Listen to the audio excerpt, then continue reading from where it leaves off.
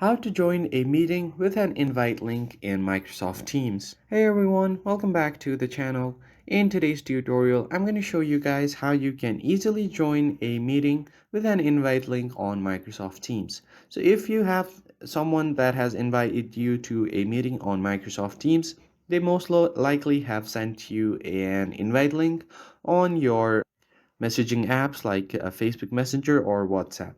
So as you can see here, I have this invite link for Microsoft Teams.